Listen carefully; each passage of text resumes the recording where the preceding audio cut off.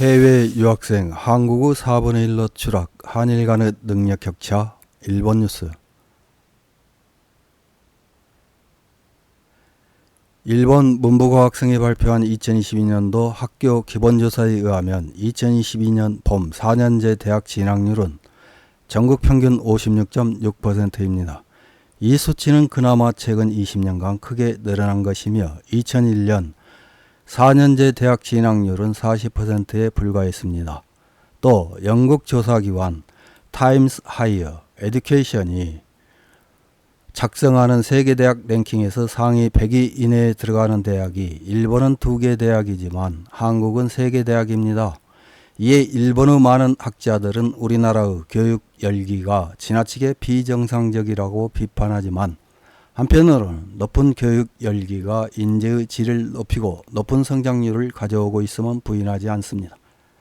그래서 일부에서는 한국의 교육 열기를 무조건 비판하기보다는 일본 고등교육의 기본 방향을 근본적으로 재검토하는 것이 급선무라는 주장을 하기도 합니다. 저임금 고물가 초연제의 증세까지 겹친 일본 국민들은 생활이 어려워 해외여행을 갈 생각조차 하지 못합니다. 뿐만 아니라 젊은 학생들은 해외 유학, 비용 걱정으로 유학을 포기합니다. 회사원들도 해외 주재관 생활을 하려고 하지 않습니다.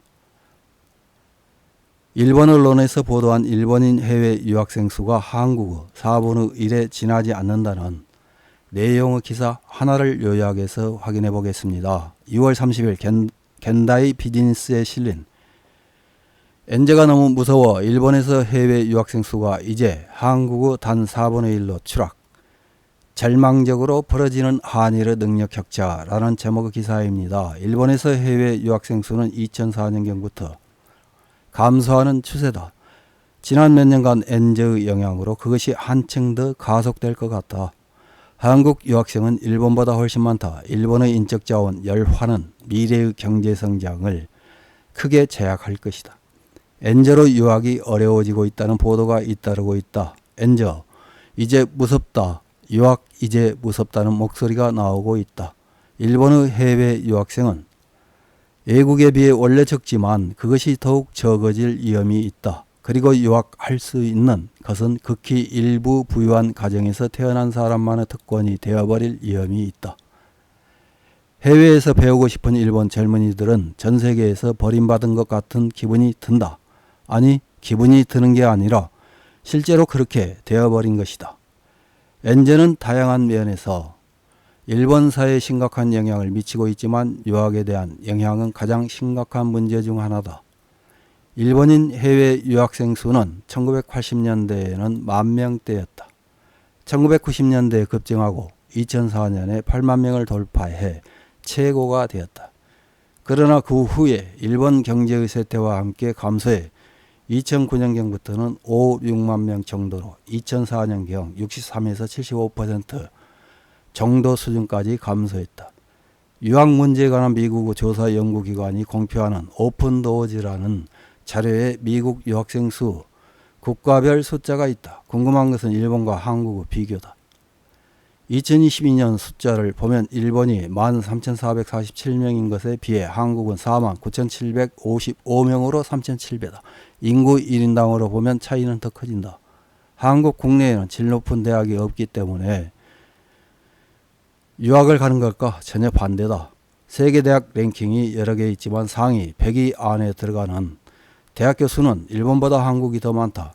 일본인 학생의 대부분은 대학을 졸업하고 나서는 공부하려고 하지 않기 때문에 이런 일이 된다. 한국의 눈부신 경제발전의 배후에 인적 능력 향상이 있으면 틀림없다. 그것이 유학생의 이런 차이로 나타난다. 유학하면 국제감각이 몸에 밴다고 한다. 그러나 결과적으로 그렇게 되는 것이지 국제감각을 기르는 것이 유학의 목적은 아니다. 국제감각은 유학 이외의 방법으로 얼마든지 익힐 수 있다. 그래서 해외 생활의 체험을 하고 싶다든가 외국어 공부를 위해 유학하는 것은 시간 낭비다. 많은 비용과 시간을 들여 유학을 가는 것이니 본격적으로 공부를 해야 한다. 말할 필요도 없는 것이지만 유학의 목적은 전문 분야의 전문 지식을 배우는 것이다. 가능하면 대학원에 유학한다. 그리고 학위 취득을 목표로 해야 한다. 석사 학위는 1년간 걸릴 수 있다. 그래서 일본에서 취득하는 것보다 시간을 절약할 수 있다. 그러나 이에 대해 가장 큰 문제는 본격적으로 공부해 학위를 따도 일본 기업은 이를 평가해 주지 않는다는 것이다. 급여 면에서 같은 연령대의 사람들과 차이가 나는 것도 아니다. 그래서 체험 유학이 많아져 본격적인 유학이 되지 않는다. 엔제가 된 지금이야말로 유학에 관한 이런 본질적 문제를 다시 생각해야 한다.